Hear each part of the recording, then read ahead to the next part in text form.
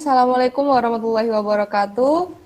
Selamat siang teman-teman. Pada kesempatan kali ini kita akan berdiskusi mengenai materi 4, yaitu kehujahan hukum negara sebagai sumber hukum Islam. Baik, akan saya mulai terlebih dahulu. Kehujahan hukum negara sebagai sumber hukum Islam. Studi kasus legalitas kompilasi hukum Islam di Indonesia. Pendahuluan, dalam kacamata sejarah, praktek hukum negara sebagai sumber hukum Islam bukan merupakan hal yang baru. Sewaktu Rasulullah masih hidup, wahyu masih turun sehingga hukum dapat diselesaikan dengan Al-Quran dan Sunnah Rasul. Bila wahyu tidak turun, maka hal ini merupakan isyarat halus kepada beliau untuk membuat peraturan kepada masyarakat. Praktek hukum negara sebagai sumber hukum Islam pernah terjadi di awal pemerintahan kekhalifahan Abu Bakar. Praktek hukum negara terus berlanjut di masa dinasti Umayyah, Abbasiyah. Abu Zahrah, hakikat ijma yang dilontarkan oleh Al-Syafi'i inilah yang kemudian terjadi atau tidak mungkin terjadi. Memperhatikan kondisi di atas, muncul beberapa pemikiran baru tentang ijma yang dikemukakan oleh modernis Islam yang cenderung melihat ijma secara liberal dan rasional dan bahkan seakan-akan bertentangan dengan definisi klasik. Karena mereka memandang bahwa doktrin ijma klasik tidak dapat memenuhi tujuan memecahkan masalah-masalah yang selalu berubah dalam masyarakat modern. Menurut Abu Bakar Al-Jashash, walaupun pada masa itu ijma dipandang sebagai hujah, tetap Dua, pandangan ulama kontemporer tentang kehujahan hukum negara sebagai sumber hukum Islam. A. Pemikiran Wahbah Az-Zuhaili tentang kehujahan ijma lokal yang berbentuk hukum negara sebagai sumber hukum Islam. Menurut Wahbah Az-Zuhaili, penggunaan akal secara murni tidak dapat dijadikan sumber hukum Islam karena akal tidak dapat menentukan keadilan untuk mencapai tujuan hukum yang hakiki. Hal ini disebabkan keterbatasan dan subjektivitas akal manusia. Akal manusia belum terjamin kebersihannya dari kepentingan, pengaruh, dan nafsu syahwat.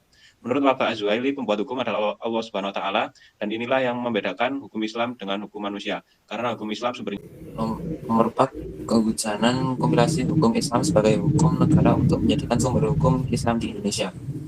Salah satu keberhasilan dalam menghasilkan disparitas hukum Islam di masyarakat Indonesia adalah telah diformulasikannya kompilasi hukum Islam di akhir tahun 80-an. Namun beberapa kalangan masih mempertanyakan bagaimana kedudukan kompilasi hukum Islam yang legal. Kita membahas tentang rangkuman. Apakah ada yang perlu didiskusikan? Silakan yang punya pertanyaan. ini ada diskusi ya. Ini ada mau tanya pendapat kalian. Dulu waktu SMA kan pernah tuh waktu mau sholat asar, waktu itu sholatnya agak telat, maksudnya nggak bareng sama guru-guru kayak gitu. Kemungkinan itu sudah jam 3:30 waktu mau pulang sekolah, jadi sholatnya terlambat. Nah, pada waktu mau sholat, ternyata ada teman saya, dia kan mau jadi imam. Kok tiba-tiba dia bilang kayak gini ke saya, kamu aja wis yang jadi imam, jangan aku, kayak gitu.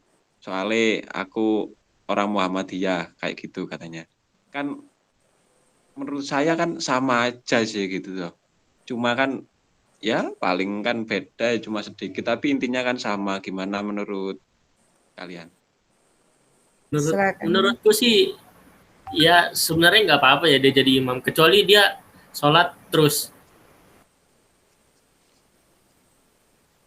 berdirinya pakai kepala bukan pakai kaki, baru nggak cocok jadi imam. Kalau masih sama sih harusnya sih nggak ada masalah ya, soalnya ada emang sauku bacaan-bacaan yang beda tapi nggak dibaca keras, jadi harusnya sih nggak apa, untuk dia takut jadi imam tuh alasannya aneh aja gitu karena dia Muhammadiyah.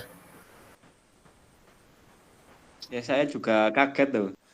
Waktu itu kok tiba-tiba dia bilang kayak gitu loh. Padahal kan ya kita kan ya sama aja tuh, sholatnya ya sama-sama ngadep ke barat, niatnya juga sama kan kayak gitu. Ya benar.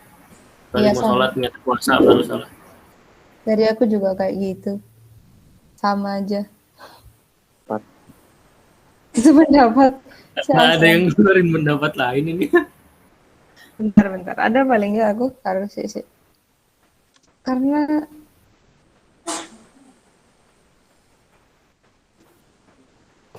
apa ya? Ayo apa?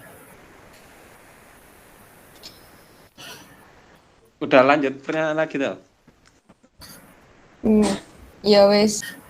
Ini aku ada bagaimana pendapat kalian tentang seorang yang menyalahkan orang yang tidak paham, yang tidak sepaham dengan dia gitu loh. Jadi kayak kayak orang yang kalau menurut orang awam itu terlalu fanatik gitu kan. Kayak kalau orang Jawa kan ada tahlilan, genduren kan kayak gitu kan ya.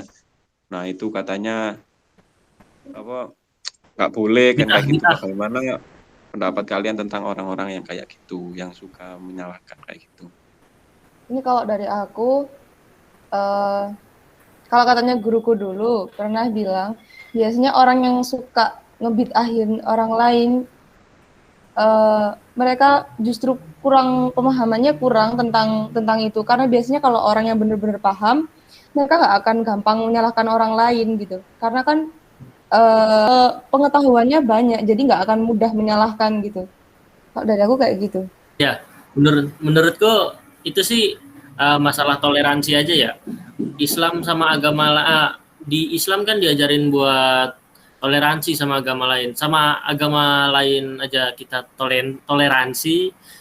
Masa sama yang seagama tapi ada beda sedikit ajaran. Mungkin kalau ada yang beda dari kita kasih tahu, tapi nggak sampai nyalah-nyalahin gitu kan. Itu toleransinya sih menurutku yang kurang. Sama menurutku Iya.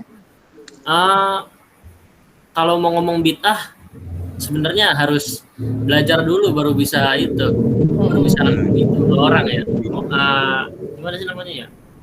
Ya pokoknya gitulah. Nggak asal menjudge orang lain kan ya maksudnya. Iya betul. Nah, kayak gitu. Nggak bisa kayak gitu.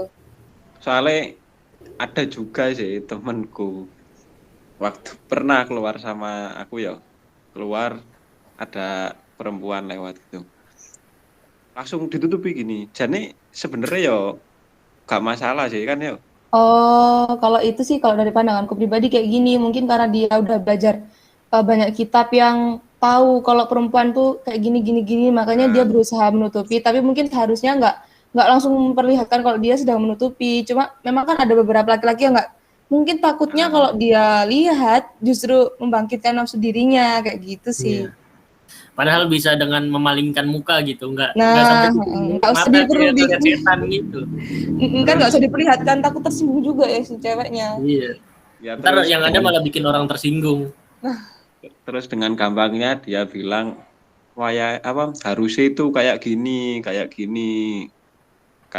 gitu. Tapi saya ya wis iya gitu aja wis. Oh, maksudnya lagi Soalnya aku juga awam loh, aku nggak berani bilang gimana soalnya aku juga pemahamanku juga terbatas gitu. Sebenarnya kayak gitu nggak salah, cuma pengaplikasiannya aja kurang tepat. Iya, menurutku sih kayak gitu loh. Iya. Silakan, ada pertanyaan lagi. Satu lagi. Ya, Ricky mungkin pengen menambahkan. Ayo, Ya, nambahkan aja dulu ya.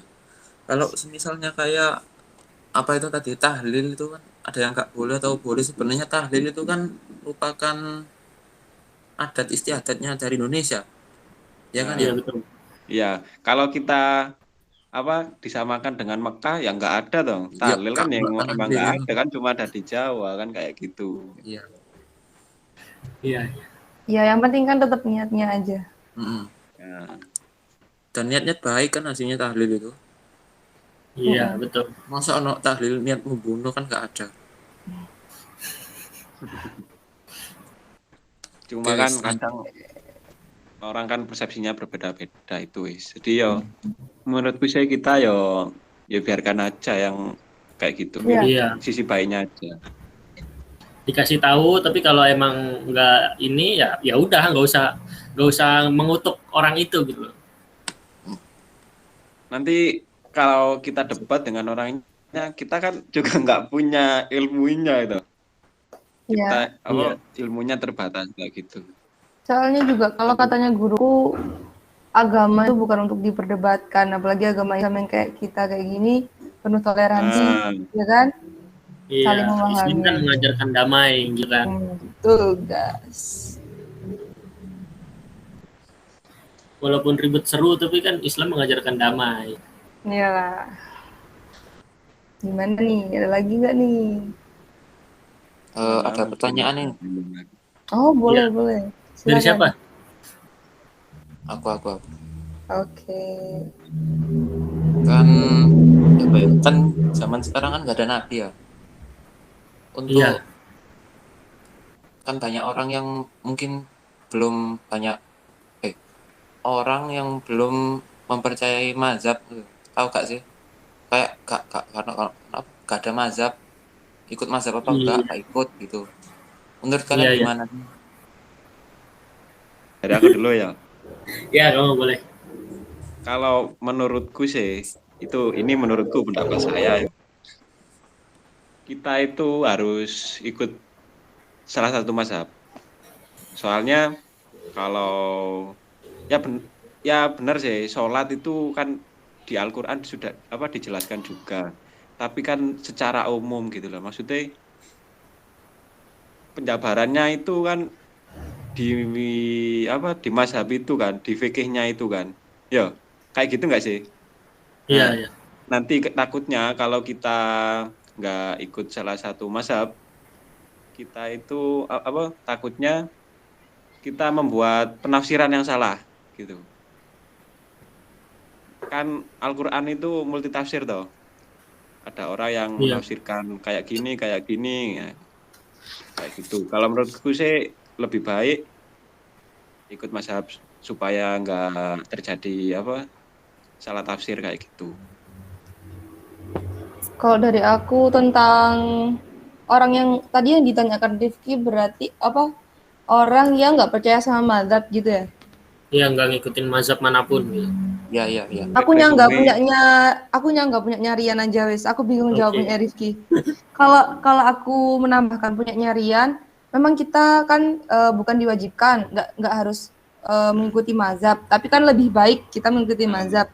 Dan takutnya kan kita salah menafsirkan. Dan lagi yang lebih penting lagi kan kita nggak boleh menafsirkannya nggak dengan orang yang benar-benar ahli agama kayak gitu. Soalnya takutnya kalau kita menafsirkan sendiri juga itu nanti jadi salah paham, jadi banyak kelirunya kayak gitu kalau dari aku yang nggak punya nyarian tadi. Gini ya, kalau nggak mengikuti mazhab sama sekali nggak mungkin. Karena dia kan pasti diajarin sama guru ngajinya atau guru agamanya. Nah, gurunya itu pasti mengikuti salah satu mazhab. Walaupun mungkin nggak semua dia ikutin, tapi minimal dia pasti ada ngikut mazhab yang ini, yang itu. Salah satu atau dua, tiga peraturan pasti ada lah. tapi Gitu. Ada, ini cuma menurut dia mungkin ini dari gurunya pun juga nggak dijelaskan Iya, kita ikut madhab apa gitu. Jadi tanpa dia sadari, dia sebenarnya udah ikut madhab gitu. Cuma dia nggak iya, tahu kalau ternyata dia ikut mazhab. Bisa jadi kayak gitu. Coba bisa iya, dilanjutin. tapi menurutku ada sebab lagi dia tidak percaya mazhab. Nah, mungkin waktu kecil dia kan ngaji kan ya, ngaji diajari mazhab ini. Terus kemudian waktu seusia kita, mungkin waktu dia kuliah gitu. Terus dia itu ikut kajian-kajian gitu. Nah, bisa jadi kan dari situ dia tidak percaya mazhab. Nah, kayak gitu. Kalau mungkin kajiannya itu ya saya nggak tahu juga, saya nggak mau bilang itu salah. Ya mungkin bisa juga kan dia tidak percaya kan, bisa juga dia mempunyai pikiran buat apa sih kayak gini kan sudah ada Al-Qur'an dan hadis. Nah, kayak gitu. Oh, maksudnya berarti dia cuma bersandar ke Al-Quran dan hadis, tapi nggak menafsirkan lewat mazhab gitu kan maksudnya? Maksudku, waktu kecil dia kan ngaji ta. Ngaji iya, kan otomatis gurunya itu kan menganut salah satu mazhab. iya betul. Terus kemudian waktu udah besar seusia kita kan waktunya mencari jati diri kan. Nah, kita ikut kajian-kajian kayak gitu. Waktu ikut kajian ada ya saya nggak mau bilang kajian itu menyesatkan ya. Mungkin bisa juga waktu di situ ada doktrin-doktrin yang kita itu nggak usah mengikuti mazhab kita cukup Al-Quran dan hadis. Nah, kayak gitu. Yang tak maksud kayak gitu. Iya, iya, Oh, ngerti. bisa jadi. Mungkin ya, bisa jadi. Kan bisa jadi kayak gitu. Kalau dia ngaji pasti ikut mazhab. Kalau menurutku sih. Iya. Pasti kalau nggak ngaji juga kan diajarin sama orang tuanya. Orang tuanya pasti menganut salah satu mazhab. Nah, Kalau dari kecil sih ya. iya. Kalau mu'alaf, gimana ya? Karena Kalau Bisa mu'alaf, mu'alaf, oh kan ada guru ngajinya. iya, kan ada guru ngajinya kan nggak mungkin. Lupa. kita sholat belajar sendiri gitu. Nggak mungkin belajar sendiri. Jangan-jangan deh gitu, nggak tahu lah. Nggak mungkin. Dan kalau mu'alaf pasti apa namanya, ada faktor yang bikin dia pengen masuk Islam. Mm-mm. Nah, dia pasti kalau masuk Islam percaya sama minimal satu orang yang mungkin bisa membimbing dia di jalan Islam. Jadi pasti ada yang ngajarin sih. Terus ternyata yang bimbing nggak tahu dia ikut madhab apa juga. Iya, kalau nggak dijelasin nggak bakal tahu sih. Ya udah gitulah pokoknya. Oke, jangan. Cukup sekian untuk diskusi kita pada siang hari ini. Semoga bermanfaat. Mari kita tutup dengan bacaan kafaratul majelis. Bismillahirrahmanirrahim. Subhanakallahumma wa Allahumma bihamdika asyhadu an la ilaha illa anta astaghfiruka wa atubu ilaik. Alhamdulillahirabbil alamin. Assalamualaikum warahmatullahi wabarakatuh. Waalaikumsalam warahmatullahi wabarakatuh.